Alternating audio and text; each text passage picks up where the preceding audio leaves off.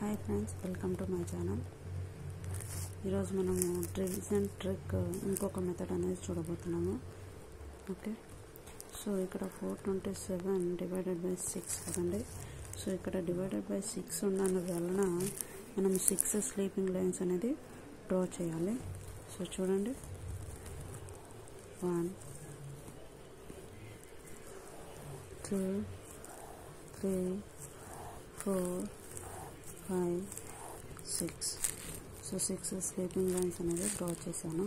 So first number 4. First మనకి 4 ఉంది, కానీ 4 అనేది 6 టేబుల్లో మనకి రాదు. సో మనం ఏమి చేయాలండి, 42 సెలెక్ట్ చేసుకోవాలి. సో 42 వచ్చే వరకు మనము జాయిన్ చేస్తూ వెళ్ళాలి లైన్స్ని. Okay, so 42 right.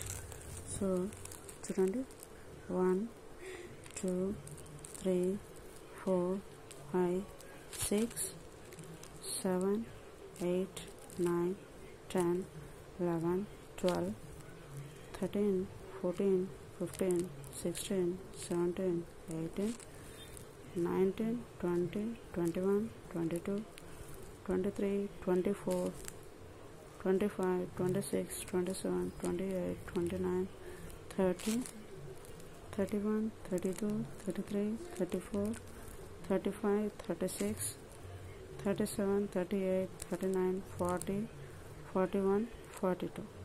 సో 42 అనేది కంప్లీట్ అయింది మనకి. సో ఎన్ని స్టాండింగ్ లైన్స్ డ్రా చేసాము చూడండి, 1 2 3 4 5 6 7 అనేది మనము డ్రా చేసాము. ఇక్కడ మనకి 7 ఉంది, కానీ 6 టేబుల్లో మనకి 7 అనేది రాదు. ఓకే, సో ఏం చేద్దాం చూద్దామండి. 7 మనం డ్రా చేయాలి కదా. ఓకే, సో 1 2 3 4 5 6 వరకు కంప్లీట్గా వచ్చింది మనకి. సో 7 అనేది ఇక్కడ వస్తుంది, 7 అనేది ఇక్కడ వస్తుంది. సో మనకి ఈ లైన్ అనేది కంప్లీట్ కాలేదు, ఈ లైన్ అనేది మనకి కంప్లీట్ కాలేదు. సో ఇక్కడ హాఫ్, ఎన్ని హాఫ్స్ వస్తే అన్ని హాఫ్స్ రిమైండర్గా మనము ట్రీట్ చేయాలి. Okay, 1 is reminder. ఇక్కడ మనకి ఒక స్టాండింగ్ లైన్ వచ్చింది కాబట్టి 1 ఉంటుంది. సో ఆన్సర్ ఏమవుతుందండి, 71. 71 కోషంట్ అవుతుంది, 1 ఏమో రిమైండర్ అవుతుంది. చూడండి, మనం మొబైల్లో ప్రాసెస్ చేసినట్లయితే 427 divided by 6 right.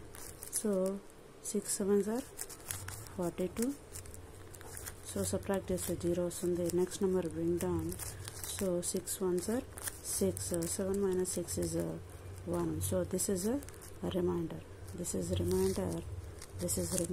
71 is a quotient. So same process is happen here also. So if we complete complete horizontal line, that only will becomes a quotient. Remaining half parts, how many half parts are there, those will becomes under remainder.